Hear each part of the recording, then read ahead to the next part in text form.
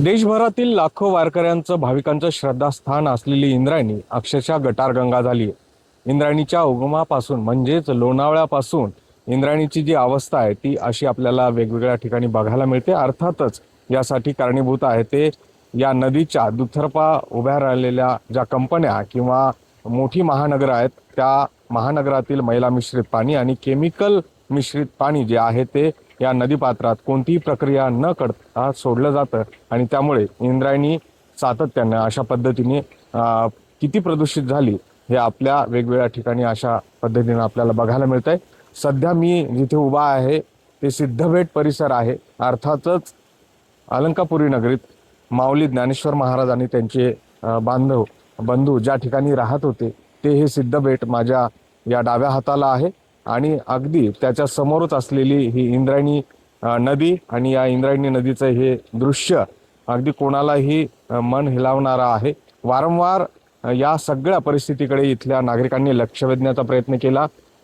करोडो रुपयाचं जे निधी आहे तो देखील शासनाने इथे नमामि इंद्रायणी हा प्रकल्प राबवण्यासाठी पाठवला। मात्र आपण आत्ताही बघतो की अवघ्या काही अंतरावर माऊली ज्ञानेश्वरांची समाधी आहे आणि त्याच्या अलीकडे असलेल्या या सिद्धबेटावर इथून वाहणारी इंद्रायणी पुढे आपल्याला माहिती आहे उजनी धरणापर्यंत या सगळ्या इंद्रायणीचं पाणी जे आहे अशाच पद्धतीनं वाहत जातं, जे मैला मिश्रित केमिकल मिश्रित आहे आणि पूर्णतः प्रदूषित झालेलं आहे।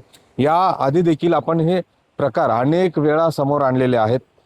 महाराष्ट्राचं प्रदूषण नियंत्रण मंडळ बोर्ड जे आहे त्याचे अधिकारी येतात, पाण्याची तपासणी करतात आणि मग जी केमिकल युक्त पाणी सोडतात त्या सगळ्या कंपन्यांच्या विरोधात कारवाई करण्याची भाषा करतात, त्याच्या पुढे काही होत नाही। आत्ताची परिस्थिती काय आहे यातनं आरोग्याचा प्रश्न मोठा निर्माण होऊ शकतो। नक्कीच आपण पाहिलं अनेक वर्ष झाले आपणही आपल्या या माध्यमांच्या मार्फत या बाबतीत आवाज उठवत आहेत। अशा अनेक संघटना असतील किंवा आमचे वारकरी संप्रदाय अनेक वर्ष झाल्यात या गोष्टीवर आवाज उठवत आहेत। कुठल्याही प्रकारची कारवाई प्रशासन असेल किंवा शासनाकडून झालेली दिसत नाही। फक्त कुठेतरी कागदोपत्री घोडे नाचवायचे, आमच्या वारकऱ्यांची दिशाभूल करायची। आणि काय होतं की आता आपण जलपर्णी पाहतोय, जलपर्णी येते हे 2 महिन्यात आधी वाढल ह्याच्यासाठी कोट्यांनी कुठेतरी एक निधी येतो आणि तो कुठेतरी मंजुरी दिली जाते का की फक्त तो हे काढण्यासाठी काय त्याला आपण जलपर्णीसाठी, पण त्याच्या व्यतिरिक्त कुठल्याही प्रकारची कारवाई नाही। त्याचा निधी जातो कोणाला? या आमच्या नेत्यांना, मंत्री महोदयांना, यांच्याच कुठेतरी जवळच्या संबंधित लोकांना, पण त्या व्यतिरिक्त कुठल्याही प्रकारची कारवाई नाही। अनेक वर्ष झाले आपण पाहतोय लाखोंच्या संख्येने आज वारकरी आपल्या आळंदी येथे संत श्रेष्ठ ज्ञानोबा यांच्या दर्शनासाठी येतो आणि हे जल हे तीर्थ म्हणून घेतं। पण आपण आता मागच्या इलेक्शनमध्ये विधानसभा झाली, आता ही महानगरपालिकेची झाली, तर आपण त्यातही पाहिलं की कुठेतरी धार्मिक मुद्द्यांवर राजकारण होतं, पण कुठेतरी धार्मिक तीर्थस्थळ असतील किंवा ही तीर्थ असतील यांना वाचवण्यासाठी कुठल्याही प्रकारचा मुद्दा या शासनाकडे किंवा सरकारकडे नाहीये। त्यामुळे दिशाभूल होतीये का सर्वसामान्यांची, भाविकांची? हा भावनिक मुद्दा आहेच आहे, मात्र त्याही पेक्षा सगळ्यात महत्त्वाची बाब म्हणजे या नदीतलं पाणी जे आहे पुढे उजनीपर्यंत जातं। नदीच्या दुतर्फा जी शेतं आहेत त्या शेतांच्या पिकाला जातं, ज्या विहिरी आहेत, जे बोरवेल आहेत त्यामध्ये हे पाणी झिरपतं आणि त्यामुळे या परिसरात किंवा या नदीच्या दुतर्फा असणारी जी नागरिक आहेत त्यांच्या आरोग्याचे प्रश्न आत्ता दिसायला लागलेले आहेत।